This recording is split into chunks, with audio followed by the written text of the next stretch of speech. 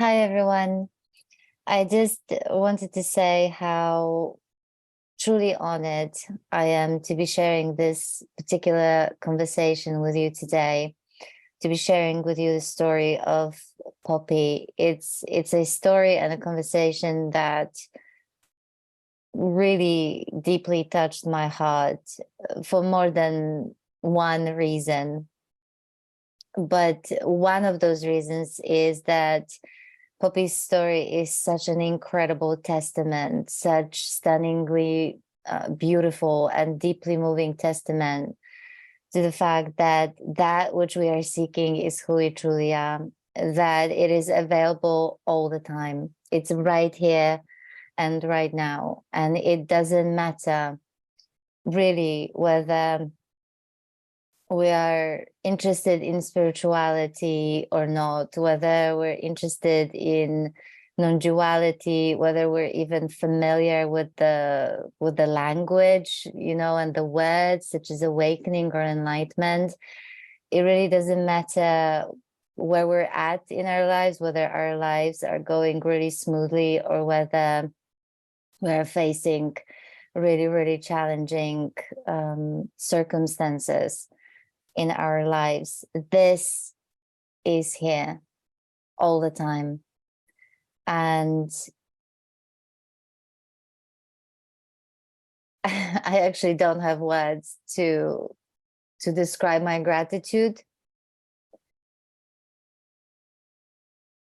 And I don't have words to describe the beauty of the testament to that is Poppy's story, as I was saying. So I'm really looking forward to sharing this conversation with you. We're going to cover all kinds of things. Poppy is going to be sharing with us her story, and she'll talk about all sorts of things, but primarily the things that she's been dealing in her life, the tumultuous marriage and what that revealed to her, the cancer diagnosis of her son and his death, and what happened when the reality was truly met, and how in the loss of her son and her marriage and herself, her true self was revealed. And then we're going to talk about the implications of that, given that she really didn't have a language for it. She didn't quite know what happened. She didn't have much of a reference point. And what was it like to really now function without that sense of self and no anchor point, really. Which is something that happens when that sense of self dissolves. So I'm really, really grateful for this conversation, and I'm really, really grateful that I can share it with you. So thank you so much for watching. Hi, everyone. Welcome to Coffee Break with Your Soul. Today, I am sitting down with Poppy, who's going to share with us her story. As you know, I have been having a whole series of conversations called Ordinary People, Ordinary Awakenings. And I love it so much because it really shows the ordinariness, the simplicity, even though it's an extraordinary experience, and the implication that is the awakening or realization, however we want to call it. It really happens to regular people, whether they're sometimes interested or even not even interested in it at all. And so I love bringing people on who share their story. And so I'm so happy to be sitting down today with Poppy, who's gonna share hers. Hi, Poppy. Hello. Thank you for having me. I am so excited to hear. So I actually know only tiny bits of it. And so, but it was enough for me to, it was really enough for me to be really, really curious about the entire story. So that's why we're here. I'm my festive pajama bottoms. I have a onesie on the bottom. So here's a onesie. We also have a festive glass of wine. Cheers. Cheers, everybody. And so we're ready to take off. So Poppy, where do you want to start? Well, definitely, I resonate with just being completely ordinary. I just don't think I could have arrived at that experience from a less kind of prepared place, to be honest, because I was a working class girl. There was nothing posh about me. And I had I never had any background in faith or spirituality. So definitely was not a spiritual seeker, not because I would have had anything against that, but because I just never bumped into it. And so looking back, I grew up, as many of us do, quite a colourful childhood, pretty dysfunctional. I don't think actually I was really fit for purpose, if I'm honest. Purpose being the human experience.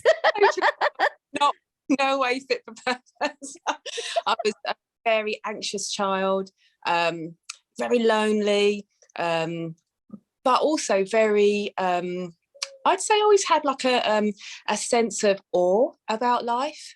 And probably because life was so difficult growing up, I think probably maybe I came to surrender quite ready for that in some ways. And I would say definitely that was probably my road in. I was dragged kicking and screaming into awakening. There was nothing that could have prepared me for that. I can hear my cat scratching the settee in the background, and I'm going to avoid reacting. Pretending like it's not happening. No, it's fine. We welcome all animals and all disruptions. We're going non-distance. And so I kind of lived this life where I think I was seeking, definitely, but I just didn't know what I was seeking for. Definitely felt, there was something probably wrong with me. That's how I would have felt growing up. There was, looking back, there was so much shame. I just did not recognise that. I knew no other way, like many of us. So I think, life was very difficult. And I guess it was just a case of putting one foot in front of the other and trying to get through life. But I was always looking for whatever it was I was looking for on the outside. I would go from relationship to relationship, job to job, always seeking to get validated on the outside, find myself outside. It's just that I knew no different, absolutely knew no. And I think when I become quite ill when I was a teenager, and I think the struggle to get better then led me into therapy. So I did have a bit of therapy. And I'd say I was always quite a self-helper. And I guess I did my degree quite late. I did a degree quite late when I was 25. And then I got married and had my first baby. Actually, I've had 5 children. Wow. Enough to sink a ship. Didn't think I'd have children, but I did. And I guess really, probably it was only in my second marriage that things became really just, it's like somebody come and turned the thermostat up in my life. So my second marriage was really difficult for many reasons. And it's funny, at the time, I think I probably spent about 8 years sort of just in agony, mental anguish, really. But looking back now, I'm just really glad. I don't think I could have. Certainly now I look back and hold that period of time with a sense of gratitude. Just sounds really, but I'm glad it happened. I can't imagine it not having happened. And if I could turn the clock back, I would do it again. It's funny because I can see so many parallels that I wasn't even aware in terms of our stories, growing up in a dysfunctional family, feeling like I didn't fit in, just feeling very different, and sort of just exactly that, thinking that I just was weird maybe, or there was, something wrong with me. I would find it difficult to sort of communicate with people my age. I think part of it might be because my sister's 12 years older than me, so I was always used to hanging out with people much older than me, so that it might be also that. But just the very sense of just not really fitting in. Yeah. And at the same time, always feeling there was something more to life than meets the eye, and sort of, and even though I wasn't aware at the time, I think I was always aware that there is more, even though I didn't know what it was. But I think I was sort of indirectly seeking that, you know, my entire life. And then I think my relationship that lasted 7 years, that was in many ways good, but in many ways really not good, to say the least, was really like a quote unquote launching pad to me actually for the first time going inwards, really. So even though it was really quite a disturbing experience, a lot of it, you know, I can literally look back and say the same thing as you do. Like, I see perfection in that, as crazy as it sounds, and profound gratitude. And but let's go back to your story. Do you want to talk a little bit more about what sort of went on in terms of a bit more detail, or do you want to Yeah, move I on mean, from it? yeah, no, and I totally get you. I just think I just spent my life before then, looking back, just literally surviving each day. You know, like life felt so unstable. I think I think I probably just felt really, really unstable.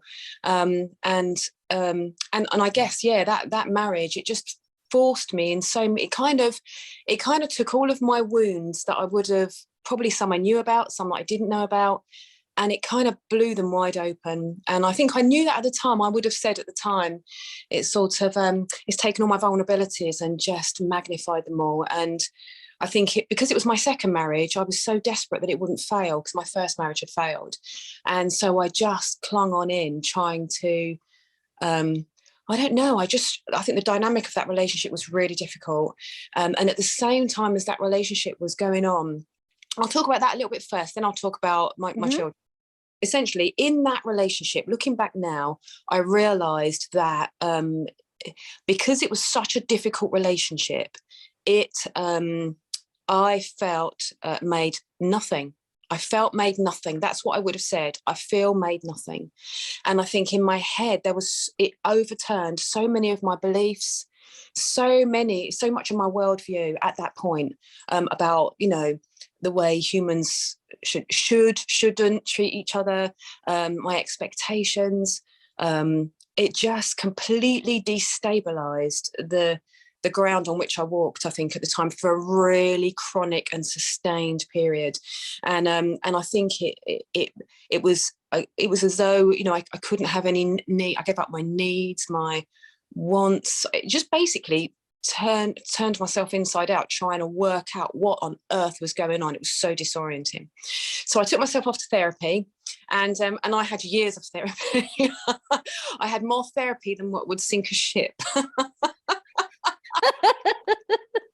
Oh, I don't know where this impulse came, but I mean, it was like a project. I mean, I read about human psychology. I listened to it. I went to therapy. I thought about it. I mean, for quite a number of years, I would have said I became really preoccupied with that. Relationship was my whole landscape. That's all I could really, it was so all-encompassing to me. And I remember couldn't understand how another person could take up my whole mental space like that. Literally my whole landscape, my inner landscape, revolved around what was going on in this relationship. And it was like everywhere I looked, I just saw me. It was like just seeing me. Everywhere I looked, there was a mirror back at me of how I was behaving, how I was responding, how I was thinking, how I was relating. And to be honest, at that time, there were things that I would have hated seeing about myself, but I was forced to confront. So I'm talking now probably 15 years ago, something like that. And it was just like a constant coming up against aspects of myself that I didn't want to see, that I knew I needed to clean up, that I remember saying to therapists along the way, I don't know, I feel like I just need to clean up, like while I'm in the fire. I can't do this outside of here, I've got to do it here. Like I just want to like purify. And I had no clue what that meant or what I was saying, but I just knew that I couldn't do it outside of that relationship. I had to burn away in that relationship. Wow. But I didn't have any frame of reference for that at all. It was just, honestly, it was probably like going to hell and back. It was like, I believe you. yeah, I saw like my shadow, I guess. And I think at the same time as this was playing out, and it's not to blame my second husband at all, I just think hurt people, and I could see us both coming together, both dysfunctional in our own ways, and just kind of so there's no blame. And I totally, at the time, I just remember I couldn't leave, and I couldn't find the edges of the forgiveness either. I just remember I couldn't find the edges. And I look back now and recognize that along the way, I definitely experienced sort of level confusion, because I couldn't find the edges of forgiveness or of this compassion. It was all pervasive. And so it made it very difficult actually to make decisions about that relationship, because I couldn't retain anger. I would feel angry in the moment. I would feel livid sometimes. Like the feelings were so powerful, but I couldn't retain them. I couldn't keep a hold of them. They would just like dissipate. So I never really, it did affect my decision making probably in that relationship, as those kind of relationships sometimes do. And at the same time as this was going on, one of my children, he was 5 when he was diagnosed with leukemia. So at this point, I had 3 children, and this was, as I say, quite a lot of years ago now. And he was ill for nearly 2 years, and I think that was on top of the relationship difficulties I was having. And so I had this a slightly older daughter. I had a really young son who was only not even 1 at the time, nearly 1. And then I had a 5-year-old who was diagnosed with leukemia just completely out of the blue, like no warning. He'd always been really well, really bright, and suddenly became very poorly. And that it sort of initiated a 2-year journey with leukemia. And I think, and he did sadly pass away when he was 7.5. And it's the sort of thing that happens to other people. And I think it was probably the most surreal experience I'd ever had.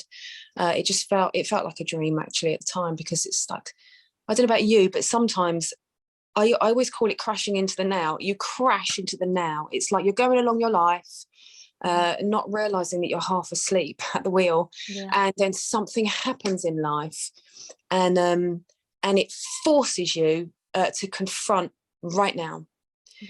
Because there's just no escape. Whatever it is that's happening or has just happened, I can imagine it the same when people have accidents or become really unwell, or forced to confront the reality of something that feels too big to confront. And I think that 2-year period was really like that. It was very up and down. It would look like it was going to be okay. He was in remission, and then he would relapse. And his name was Miles. He went through bone marrow transplant, and actually, and so I think losing Miles was it was so surreal. It was like being carried across on a wave that you can't stop. You really are. I think it's probably the first time. Well, I'd felt powerless a lot in my life, but probably for that, like, desperately, completely powerless for a really sustained period of time, like chronically powerless, where I recognized that there was literally nothing I could do apart from remain. And sometimes that was so hard. I remember, it's like you can't do something, but you have to do it, but you can't do it, but you have to do it. And it was sort of that seeing I mean, I won't go into it too much because I'm not trying, I don't want to I know it's really upsetting for people. And I think it was something that I really I struggled at the time to quite come to terms with it. So there was definitely so much shock, so much surrealness, but funny enough, I never noticed anger come up. I don't know why that was, because those around me seemed to be so angry. But I didn't really experience anger. So I think whatever had shifted had begun to shift had affected my sense of surrender or alignment somehow. I don't have like I don't have a story to tell where I went to bed one night and woke up the next morning and life was completely different. Although there were moments where I could probably look back and tell that story now, if you see what I mean. But at the time, at the time, I think there was so much distress in my life that it wasn't really until a few years later, when the clouds parted and life was like slightly more stable, that I fully came to recognition that life had profoundly changed. I think whilst everything was there was so much horror, there was so much distracting, there was so much mental distraction. But definitely looking back, I see now that some things had shifted sometime during. It's like looking back and you realize you've dropped something along the way, but you have no idea when you dropped it. That's how it felt. Or maybe it was a gradual process. But certainly I don't remember anger arising or the sense that something was, that there was injustice. Wow. I never remember that. And that only struck me later. I thought maybe it would come. I thought maybe I was just in shock. In fact, a lot of the symptoms I had, I put down to shock and trauma. And perhaps in a way they were. Like it was trauma that changed things profoundly. But I couldn't find some of the emotions that I would have associated with trauma later on. I couldn't find them in my direct experience, and that always confused me because I expected this anger to come. I expected, injustice to come, because I mean, all people around me were angry that Miles hadn't survived, and I was so devastated. I mean, it took my world away. I was devastated because the one thing I'm meant to do in your life is, like, he would look at me and say, shall I, whenever we had to have something horrible done, he would look at me and say, do I need to, Mummy? And I'd say, you do. Yeah, you do on this one. You do. And he'd go, okay. He was so stoic. And I couldn't protect him. I couldn't do the thing I was meant to do, the one thing I was meant to do, and I couldn't do it.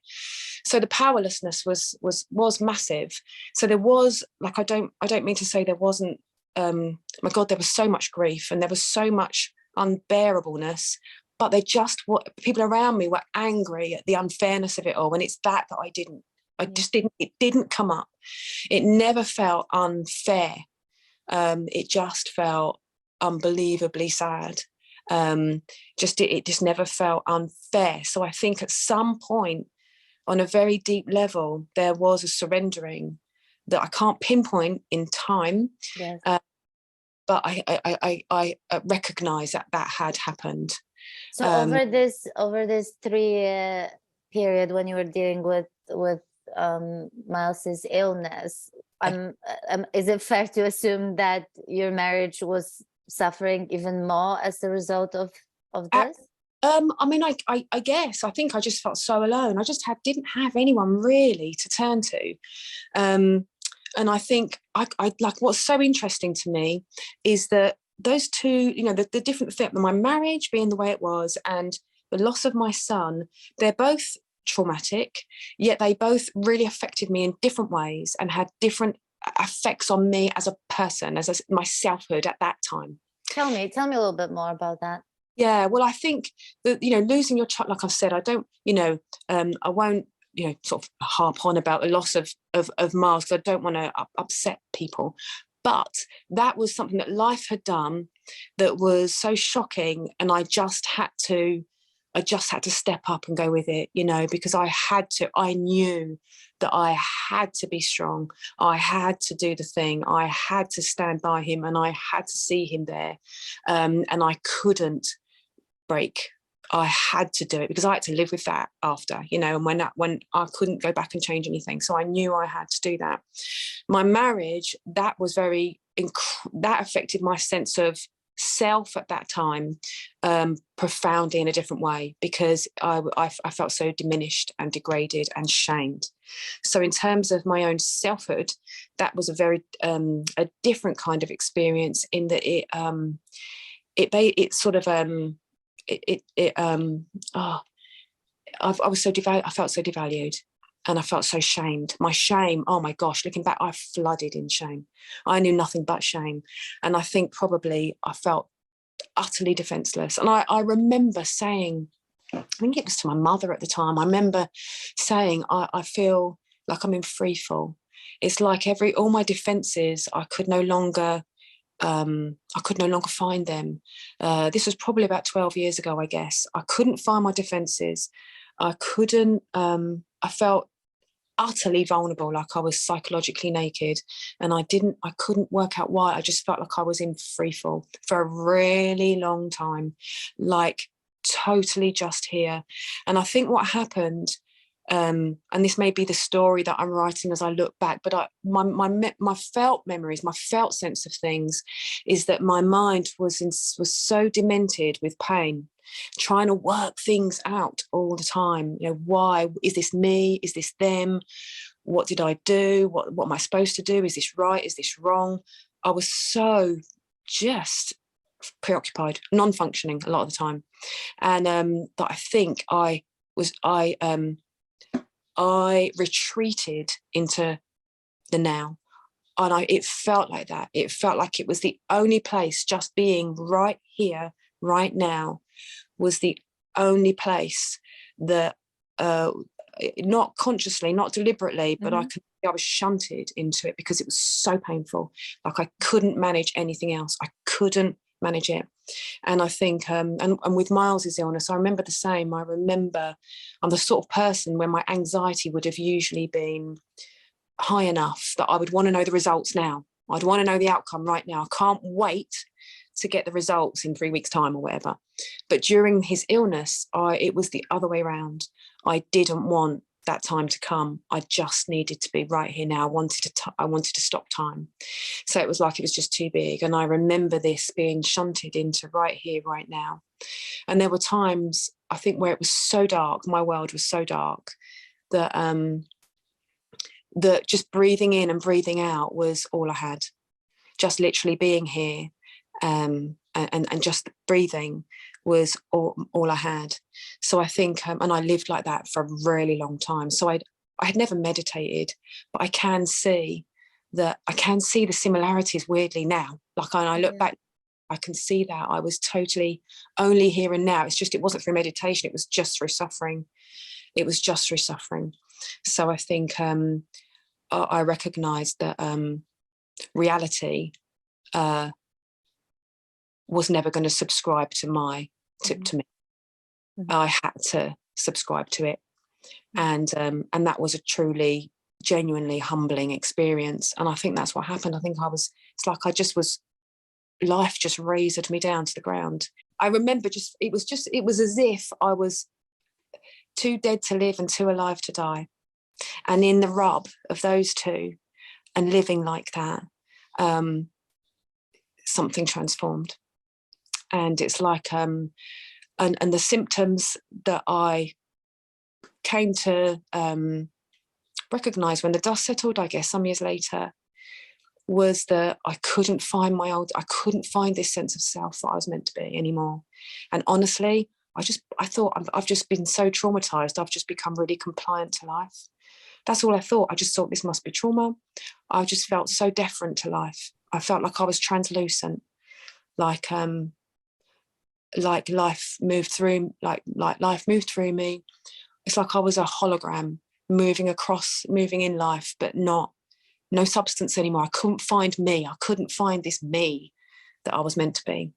And was this a moment when you actually realized that, or was it something that, because I think it's extremely, I mean, the reason why I love to hear that is because it shows again and again that our journeys are really unique. I mean, there may be similarities, absolutely, but it's so important not to grab hold of, one story or another story to say, oh, so this is what it's supposed to look like, or is this, this is how it how it is, how it works out. Like this is such a mystery, honestly, why Yeah. it happens, how it happens, and so on. But I can absolutely see the one element that you mentioned. I think that there's a point, whether this is like a external event or trauma or anything, where the mind just has nowhere to go anymore. Literally, it literally burns itself out. It cannot figure anything out anymore. It can't fight against anything anymore.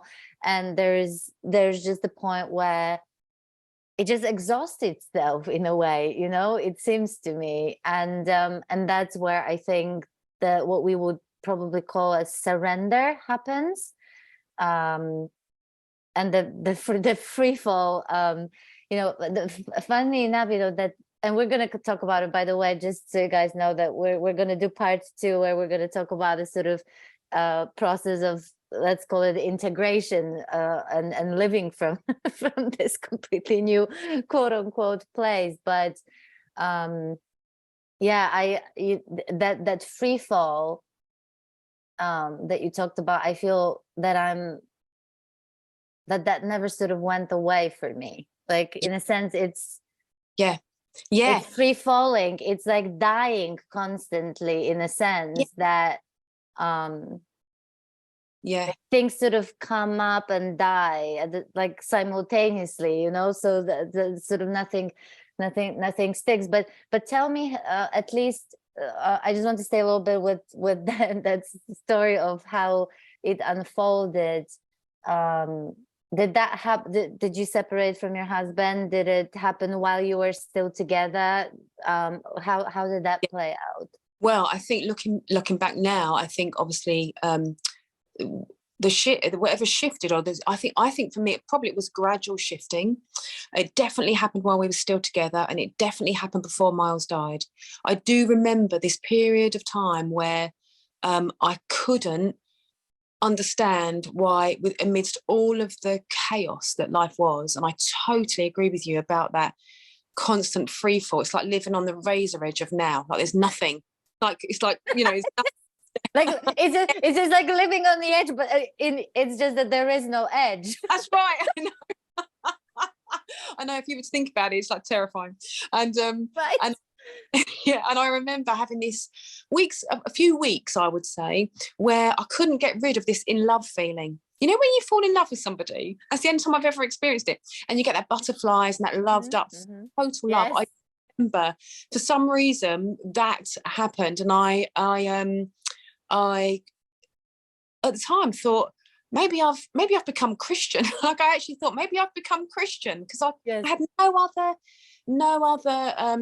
reference at all, and it was just this love that I couldn't, it would make me cry. It was as if I could see existence, and I could see humanity, and I was at one with it, and humanity's like suffering, tenacity, perseverance, compassion. I just like, it broke my heart open, and in that, I think I saw myself. It was like I experienced what it was to be me, but not as me. That was the only way I could have said it at the time. It wasn't, people talk about self-compassion, and that's beautiful, but this felt more like self-empathy. It's like, I got me, I saw me, I held me. It was like that. That's the only way I could have described it at that point. Obviously, then I am in the last 2 years only, so I'm new to this, because it's only in the last 2 years that I have found a frame of reference. Up until then, I had lived like this, no frame of reference at all. And so it's been quite life-changing, again, having a frame of reference for this, because it's enabled me to recognize, or make some sense of what had shifted. So I had this my life was in total carnage, and I kind of broke, really. And I think as I broke, all I was now. I couldn't separate myself from the now. It's like I was now. And I recognized that I was both significant and totally insignificant at the same time. It was like reality was humility, and humility was reality. Like, you are this, there's no escaping it. And so there was no time anymore. I could not find time. And it's funny because when you say that to people, I mean, I took It myself, sounds crazy, right? yeah, I took myself to therapy. I don't understand. I can't locate time anymore. I would experience it as I'd have to really get my cognitive wheels going, and it was a struggle. And even to this day, it can be quite embarrassing when you're signing a form and it's got a bloody date on it, and you go, "What year am I in?" And I think that can be really confusing, because like, in the same vein as, you know, when we talk about the sort of loss or the dissolution of self, it almost, you know, the same with time. It's not like, yes, there is, what is it? 2:38, okay, it's 2:38 at the moment. Like, no one is denying that it's like 2:38, right? At that one sort of level, there is this linear time going on where we go to sleep, where we wake up, and so on and so on. But I think what is amazing is that simultaneous, like, it's just a multi-layered experience, and things are happening simultaneously. And I think it's, you know, we talk about paradoxes all the time, and I think it's paradox only for the mind, but it's experienced as like pure logic. Yeah. Wouldn't you say? Absolutely. It was like, yeah, conceptually, I can tell, you know, that there's time and but my experience, I could not find it. And when I would say that, people tend to go, "Oh yeah, don't we all love?" You know, and I would be like, "You don't understand." Like, I couldn't. It was like there was a fracture in my brain, and I get past it. It's like I find, and again, I put that down to trauma. There was so many things that that I would say were symptoms, but definitely the self and time die together. Like, so clear to me that self and time are the same thing, and they die. Which is why it's so difficult for people to sometimes even talk about it, to like actually go back and sort of remember the sort of seeming sequence, because that sequence, you know, I have often people either comment or tell me, "Oh, I'm so glad that you have these people sharing stories," because I asked a couple of teachers to share their story, and they were like, "There is no story." Well, there is and there isn't simultaneously, and that's the thing. So to say one or the other, neither is true. It's actually both. Yeah. So. And amazing, because I remember it's like there was just this, like this, there was just this like empty, that the emptiness was so, it was so exquisite and so profound that even as I said to you at the start of this, I'm really worried I won't be able to tell a story here because I'm crying. But there's just this, that as I'm telling it, I'm creating it. I mean, the felt sense of memory is I can start to feel a felt sense of, and honestly, I think for a time I did have a foot in both camps. I could remember, I get a felt sense of how I used to feel, or how I used to feel, but that passed. Like, as time went on, I couldn't get a felt sense of how life was before anymore. And the more as kind of time passed, I knew less. I didn't know anything. I couldn't find things that I knew. There was nothing that I knew anymore. I couldn't find truth in anything. As soon as I opened my mouth, I knew that I'd missed it. I'd missed the mark. I couldn't find truth. There was nothing true anymore at all. It was all creation. Beautiful. I mean, it's beautiful. But definitely there was no anything anyone said to me. Like, it was so gyroscopic. It was like I could say, "That's true," from that perspective. Absolutely, I felt it as if it were me. I was like, "Yeah, I see that." And then somebody else could say something else, something quite contradictory about the same thing, and I'd be like, "Yeah, I totally get that too." So there was this constant, like, you might say something and I think, absolutely, that I totally get that, and then somebody else will put it a different way and I think, I totally get that too. There was no anchor point anywhere. There was nowhere to get a hook in or to anchor a position. It was just that from all perspectives, it was all saying the same thing, if that makes sense. Oh yeah, it totally makes sense. And to me, this is like not the ultimate, because I actually don't, like, the ultimate doesn't come to it in a sense either, like in terms of like ultimate answers or ultimate anything, you know. It's just but I can so completely relate to it, and in a sense, to me, this is like what I call like the ultimate freedom, where you really, everything is just held so lightly, you know, no perspective, no opinion is sort of treated too seriously. And that makes, like, it's recognized for just being an opinion or just being a perspective. And I keep on talking about this with people a lot, you know, how you realize how much we're conventionally attached to what we know, how much identity is wrapped up around knowledge, you know, and like what we know.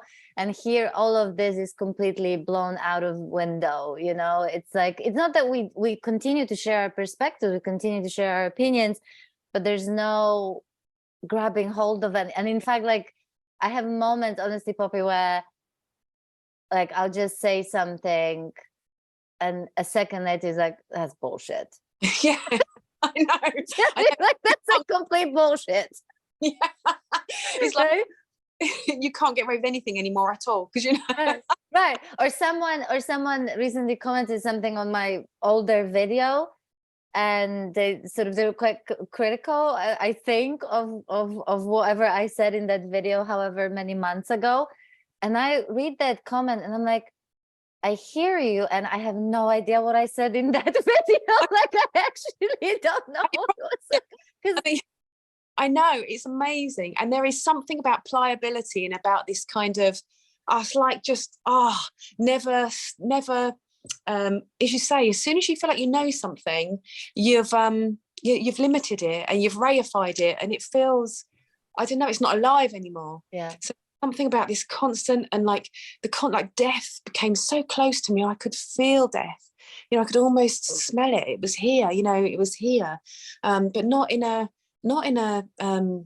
dark way. How, given that this process sort of kicked in while you were still married to your husband, while Miles was going through his illness, so how did these insights, you know, these glimpses, how did they impact the way you actually experienced and dealt both with the dissolution of your marriage, but also obviously with the death of your son? Yeah, I mean, honestly, I think I sort of died into it. I definitely, the word surrender, like, I can't find another word. I know it's used a lot, and I used to really struggle with, you know, the word love, because I found that the word love carried so much. Mm-hmm. As soon as you say a word, it does not belie what's beneath it. It does not belie the experience of something, does it? So I guess I say surrender, but it was like dying into it. And looking back, I think that I was no choice. There was a deep and profound recognition of powerlessness, of non-separation with what was happening. It was like there was no other way even available. And so I guess there was this such deep dying into, and dying into, and just abiding with, I think. But there was also, what grew was this, like, this reverence. There was such reverence, like where pain arose, there was reverence as well. It was like the intimacy with reality was so indescribably, beyond anything I could describe.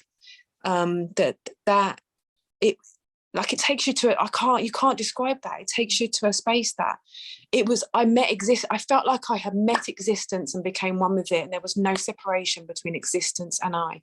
And what happened was between existence and I it was us together. We came together, and there was I had no defense at all against it, not even a slither. And so I guess that probably is what carried me through it. Actually, it was like, through suffering, I got a life that I never knew I didn't have before. I mean, honestly, I feel psychologically more well than I ever did. Yet isn't that weird that, right, given your experiences? I mean, yeah, and there's such an honoring of death And honestly, I think as well, when Miles died, I remember in immediate aftermath, it was like I had to turn around. You know, I had been there with him at the time, and I'd had to turn around and go back to this thing called life. And it felt like a speck of dust against the monumentous experience. And I didn't want to go back. It's like there had been something so, I'd been touched by something that was so beyond me that I didn't at that point know how to go back to living this thing called life that felt so shallow and, you know, so kind of against, in comparison against something that what I had experienced. And it felt like going back to life, felt like contracting back to this thing called life with its everyday stuff. And I think I never really did go. I was so touched by something that I couldn't explain, but left such a mark it just changed everything. And I think that level of surrender, I finally knew who I was. So by losing myself, I knew who I was, if that makes sense. So much. And I think I recognized, I think through that, as you said, definitely I also really agree and resonate with, that was my experience too, is that I came to know myself. I came to experience myself in a really different way, in a very visceral way. So I became really like I've recognized all of this. I recognized retrospectively. I did not have a clue at this at the time. I've looked back. Yes, of course. Yes. Yeah. But in my body, I would have, before all this, years and years ago, I'd have said I could have been a walking head. I could have been a walking head. I lived in my head. I didn't need, my body was just there for kind of to carry my head around. But in the last 12 years, I was so in my body, I couldn't, it's like my whole body sees the world, if you see what I mean. It's like I'm looking at my body. And that's not always been easy, actually. I got 4 kids, and you know, my senses became really sensitive. So when they're screaming and shouting, sometimes I want to go and sit in the shed. Don't you? And or, you know, I became really funny about fabrics. Have soft fabrics. So just things that were like really never would have. So and there's things I've sometimes struggled with too. Like this, it's not that there's no. There's been definitely struggles with integration along the time. Like I say, I definitely had level confusion, because when you can't find the edges to something, how do you know when to leave? You know, I couldn't find the edges, so I definitely struggled with that. Definitely, because I think I came at this from such a I had no idea. Like I say, I mean, I remember when I got into the whole topic of like awakening or enlightenment and just reading bits and pieces about it. And that was obviously my interpretation. Like, I'm not saying that this is how it is. I'm just saying that at the time, you know, I felt like this whole awakening or enlightenment is like reserved to just the chosen few. You know what I mean? Like, it's exclusive to certain type of people, or certainly people who, you know, are into spirituality or are, I don't know, meditating, you know, like really, really committed to some kind of, you know, spiritual practice or something like that.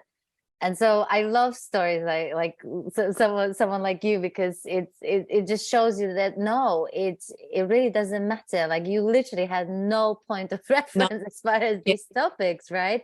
And also, but I also see how, while this is extraordinary and amazing, because it just shows that this is, of course, this is available to everybody, because this is who we truly are, right? So but at the same time, I can absolutely see how, when you don't have any point of reference at all, how not only that can be extremely confusing and disorientating for you, you know, as to like how to now live, how to like navigate this now, but also how it can, even to the point of like, I can see going to a psychiatrist with this or something like that, and being like you know, having like a diagnosis that is just some sort of that is not it, but okay, the symptoms sort of Yeah, match absolutely. that. Very strange, isn't it? Because some therapists would say this is shock, and I did have to, as I began to learn more, like eventually as I learned more, I had to work out, right, I had to really work out for myself, how do I know the difference between disidentification and dissociation? How do I know? And I think the intimacy was always so prominent for me. So it wasn't like I was dissociating, but I had to work that out. And I was really open to working that out. I was really open because I'd rather know the truth than self. And I had to, and I think honestly that the only true, like really truth I could say was that I came into presence. That's literally it. That is the story summed up into one sentence. But it was such a primal. There was nothing clever or there felt nothing clever or spiritual about it. It was literally primal and visceral. It was like stripping everything else away because I couldn't cope with it anymore. I was literally, so for anyone who's, watching who feels that they just don't cope, actually that's totally how I felt. It's a bit like, how life is a bit like, it's a bit like a hologram. Things are holographic. It was a bit like going through childbirth. You get to a point where you go, I cannot do this anymore, and I need to die. You get to that bit and then there's birth just on the other side. There's birth. And it's a bit like that. It's like I died, but just on the other side there was birth. And you hear people's stories so often, that the same experience, that when we look sort of from the outside, anything that we would qualify as, tragedy or trauma, which is, by the way, no underplaying those events here, right? But those very same events, how often do you hear people say, like, this is like the best thing that ever happened to me, or I finally realized what this whole thing is about, or people who would consider or even describe themselves as introverted or timid and so on, find this resilience that is almost, that they would describe, that is like beyond human capacity, right? Yeah, absolutely. It was like in the loss of everything, there was finally stability. How weird is that? In the instability, there is stability. In the willingness, like just the completely giving over. Like in the loss of yourself, you find yourself. Oh God, it's like you find life, you meet life. Absolutely. I mean, and I think at the time, I did not feel that was. At the time, it was just pain. So I've got to be honest. At the time, it was just pain. It's only, I think, in the aftermath that that there's something opened up, but. And there was just such resonance. There was this palpable resonance. I mean, sometimes it would, and I didn't realize either that I didn't have any of that self-referencing going on anymore. But I didn't know. It's not like my brain said, you don't self-reference anymore. Yeah, well, exactly. Actually, yes. It was years. Only the last 2 years, as I came to this, I tripped into this stuff, just literally fell into it. And I remember I just looked back and thought, yeah, I really don't. But my brain, you don't know because you're not thinking as much. So like I didn't, it's only like a retrospective, like recognizing it. So it's amazing. I mean, but honestly, it's like I realized with it was only when I was talking to Angela in my second interview, or rather conversation. I don't really like to call it interviews because it sounds so like,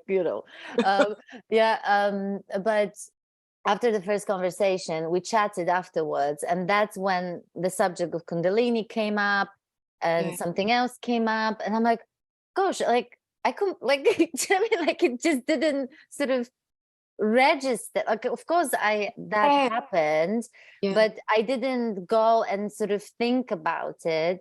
And it was, and Angela was like, okay, let's go back and let's talk. Can you share this stuff? Are you okay with? And I'm like, yeah, absolutely. So. But it took me, it took me an effort to sort of remember. And also it was only when I told that story that I realized, oh my God, that sense of self never went back. But I kind of only realized as we were talking, because I haven't, like, I'm not sitting and thinking, oh, is my sense of self still here or isn't there? Like, it was only then that I really realized. Yeah, well, I mean, here and now, there is just what's here and now. And I recognize that memories and things, it's like I could cognitively go back and like remember, but it felt like a activity, and I couldn't get a felt sense of things again, because here and now I just became really, really tangibly aware that things like time and memory and self, it was I could feel that I needed to go into my cognition to rev it, start that again.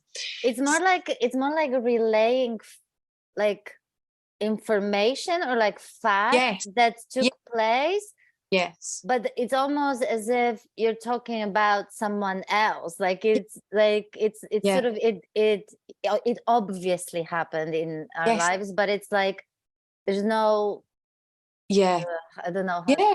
No, I completely get you, because I think when you're here, it is a cognitive, you know, you're having to think, you're having to go back to think. Absolutely, I completely get it. And I think that's what shifted so fundamentally, was that it's not just a different perception of yourself, like there is a fundamental shift. Absolutely. I mean, you know, I know we say that it's not happening and things, but definitely something shifted, because I couldn't... Absolutely. And I think that this is the trouble with these conversations sometimes, that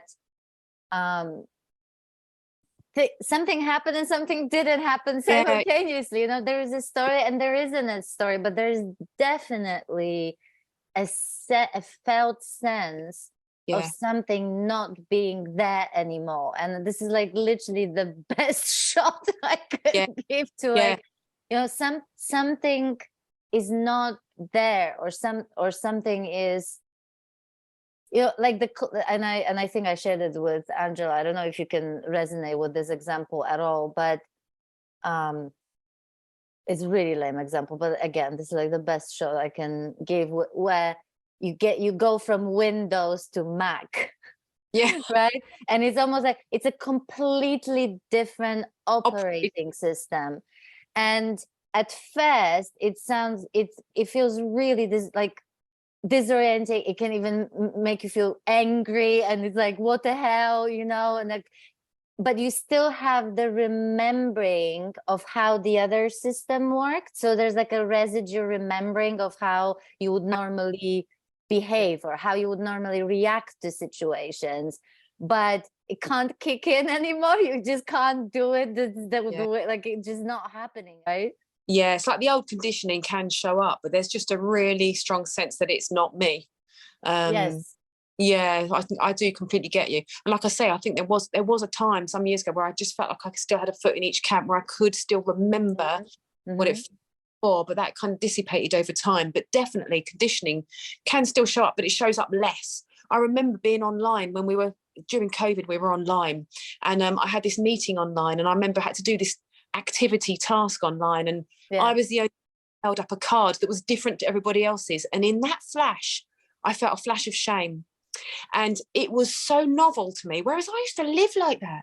But it made me realize how I didn't really experience that experience of shame anymore, because I had it and I was like, oh, the shame, it's such a familiar, it was like a novel experience. It's like, oh my gosh, it used to feel like, so it just shows you. But my gosh, how did that happen? Because I used to, I don't know, I never even knew I had shame. And once I realized I had shame, honestly, I saw it everywhere. I was much more able to, like, I just see it so clearly when stuff comes up, and the workings of the mind. I mean, in live real time, you go, oh, look at that. And it's so fascinating seeing like already egoic patterns come up, and I think, wow, like, look at that. That's so clever. And I find that just like fascinating. So definitely feel that conditioning can still come up. And actually, I always think, just as you get to the point where you think, yeah, I've nailed this, life comes and bats you again. Absolutely. And there's something so rich about that. There's just something so beautiful, that when life bats you again and annihilates you again, and just reminds you that, you know, you're totally like always mushy and soft, and nothing's finished, and that's like, that's lovely. That's, you know, it keeps everything alive and fresh, I think, and raw, like a raw sort of nerve endings are still, nothing's become concrete again. I think that seeing it all happen and seeing the fascination of it, and I do think that there are sometimes really ingrained patterns that can be really sticky and left behind, remain unconscious even after awakening, for sure.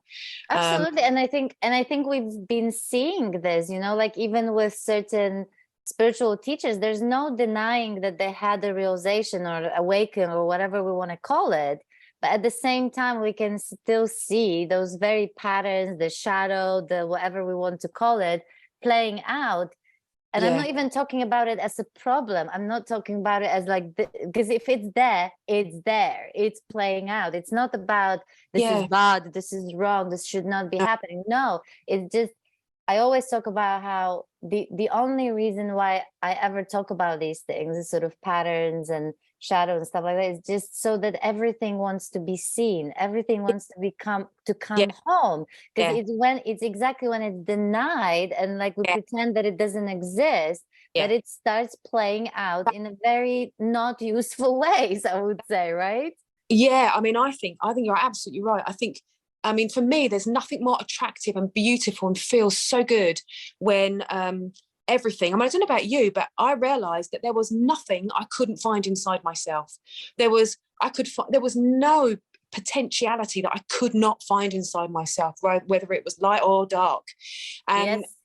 that's something so beautiful when that can be free and be spoke and be, yeah, absolutely come into awareness. Because I think when we try to deny it, for me, that, and of course it's no judgment, I completely see why that happens, because we feel Mm-hmm. so even after awakening, but it's like an egoic activity to cover it up, put it back in the rucksack, do it up, zip it up, hope it Yeah. doesn't jump out. Yeah. Whereas actually being totally, that intimacy, when that intimacy is so alive, fresh, Mm. uh, it's such amazing practice, because then every day meeting our own shadow still, or being really open to seeing everything, Yeah. um, Yeah. is everything so fresh. So I think that's beautiful. Like that feels so good to me. I mean, Uh, to me, it goes back to that experience that we talked about, and I'm so happy that you said that. When you talked about love, and you said I don't mean like love, like human love,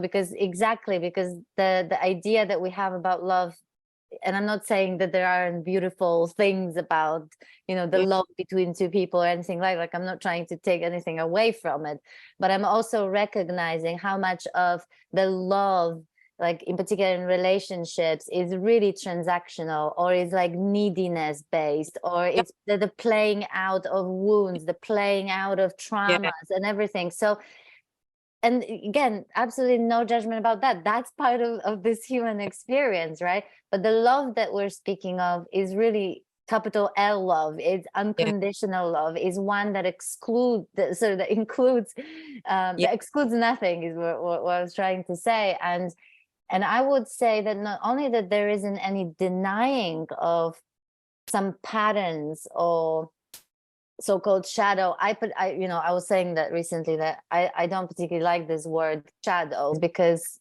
it has so many negative connotations. And I think because yeah, with shadow comes a lot of guilt and shame and all these self-evaluations about how we suck and how we this and how we that. So but as soon as we hear exploring shadow, the regular reaction is like, like I don't want to go there, I don't want to deal with this.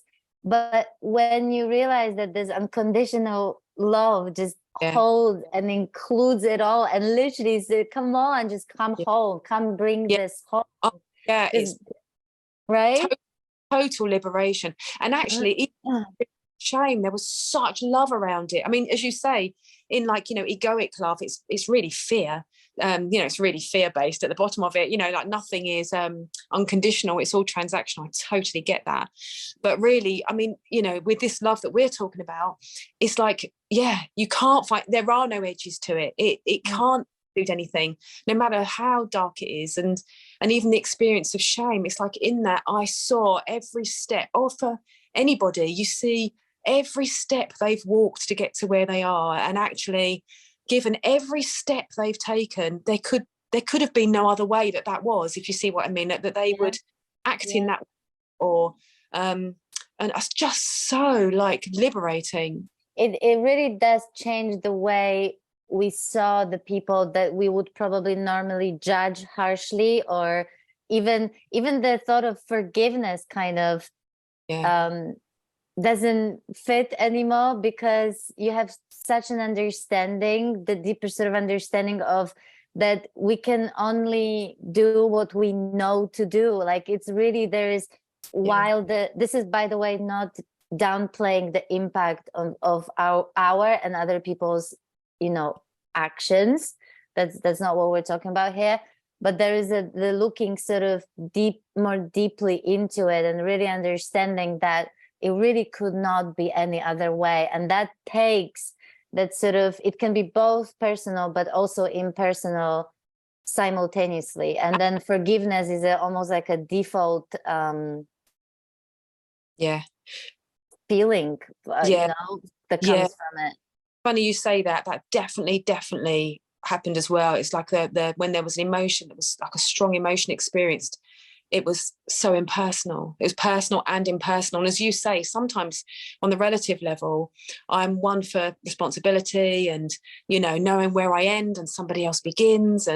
But on the absolute level, it's a different thing. And I think that's where sometimes feeling clear about which one we're talking about can be really helpful, because then we're not invalidating one with the other unintentionally. Absolutely. It's and this is why, you know, this, I think it's quite dangerous, you know, when we go either way, and really forget that this is really not just two things, like multiple things happening, you know, simultaneously as far as our experiences. But, you know, it really, to me, this different, deeper way of seeing into why we operate the way we operate, and so on and so forth, that doesn't take away accountability.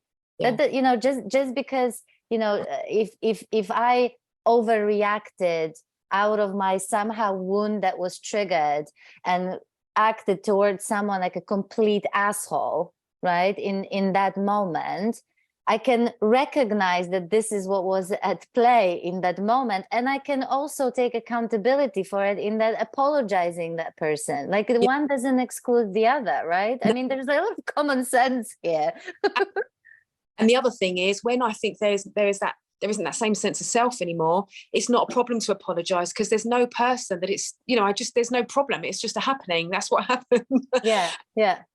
There's shame about it anymore, because it's just the apology is given and it's really meant, but it comes from a sense of flow, because there's no one here who needs to feel shame about it. And if shame does up, then that's also an experience, so that's also kind of loved. It's like, oh, look, that brought up shame. Like, that's fascinating, you know, look at that. And there's like a real love for it, and an intimacy with it. That's so, yeah, absolutely. It's like something is experienced, but there's an abiding with it at the same time. So it's like, you know, the experience happens and there's an abiding with it, but it's known that it is not fundamentally me. I think that's, I can kind of come to say it really. It's like the experience and it's funny, isn't it? Paradoxically, I and the experience are one, yet it's fundamentally not me. yes, exactly. I mean, brilliant. I mean, we could literally could literally go on and on. So I think I'm going to leave it here, and then we'll probably be back to talk a little bit more about the sort of integrating of it all. But either way, I hope that we're going to be back to take some more. Yeah, nice. Thank you so much for having me. I've thoroughly enjoyed it. It was brilliant. Thank you so much for your time, and I hope you guys enjoyed it. And thank you so much for watching, and I'll talk to you soon. Take care. Bye.